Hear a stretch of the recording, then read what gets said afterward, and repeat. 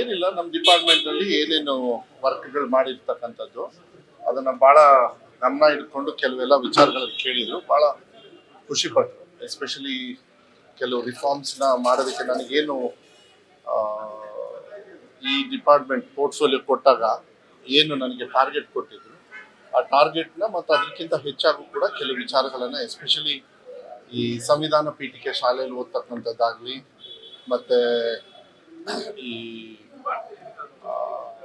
Azim Premji foundation ಈ ನ್ಯೂಟ್ರಿಷನಿಗೆಲ್ಲ ಹೇಳಿದರು. ಸ್ವಲ್ಪ ಕಲ್ಯಾಣ ಕರ್ನಾಟಕ ಭಾಗದಲ್ಲೆಲ್ಲ ಸ್ವಲ್ಪ ಅಕ್ಷರ ಆವಿಷ್ಕಾರ ಅಂತ ಹೇಳಿ ಒಂದು 5,000 crores ಸ್ಪೆಷಲ್ ಗ್ರಾಂಟ್ ಇದೆ.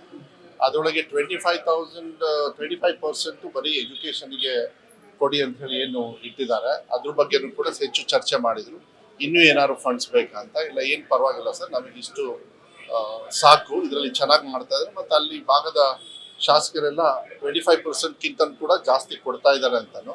ಮತ್ತು 3 ಎಕ್ಸಾಮ್ ಪಾಲಿಸಿನ ತುಂಬ ಇಷ್ಟಪಟ್ಟರು. ಯಾಕೆಂದರೆ ವೆಬ್ಕಾಸ್ಟಿಂಗ್ ಮಾಡಿ ಮಕ್ಕಳು ಈ ಸ್ವಲ್ಪ ಕಾಪಿ ಹೊಡೆಯೋದು ಇದೆಲ್ಲ ನಿಲ್ಲಿಸಿರ್ತಕ್ಕಂಥದ್ದು ಈಗ 1.5 ವರ್ಷದಿಂದ ಅದು ಭಾಳ ಸ್ಟ್ರಾಂಗ್ ಆಗಿ ಮಾಡಿದ್ರು. ಈ 3 ಎಕ್ಸಾಮ್ ಪಾಲಿಸಿಯಲ್ಲಿ ಮಕ್ಕಳಿಗೆ ಅವಕಾಶಗಳನ್ನು ಕೊಟ್ಟು ಅವ್ರು ಮತ್ತೆ 84,000 ಮಕ್ಕಳು ಪಾಸ್ ಆಗಿರ್ತಕ್ಕಂಥದ್ದೆಲ್ಲ ನೋಡಿ ಭಾಳ ಖುಷಿಪಟ್ಟರು ಅದ್ರ ಬಗ್ಗೆ. ಮತ್ತು AI ಬೇಸ್ಡ್ ಟೆಕ್ನಾಲಜಿನ ಸ್ವಲ್ಪ ಇನ್ನೂ ಒತ್ತು ಕೊಟ್ಟಿದ್ದೀರಾ, ಇನ್ನೊಂದು ಸ್ವಲ್ಪ ಜಾಸ್ತಿ ಕೊಡಿ.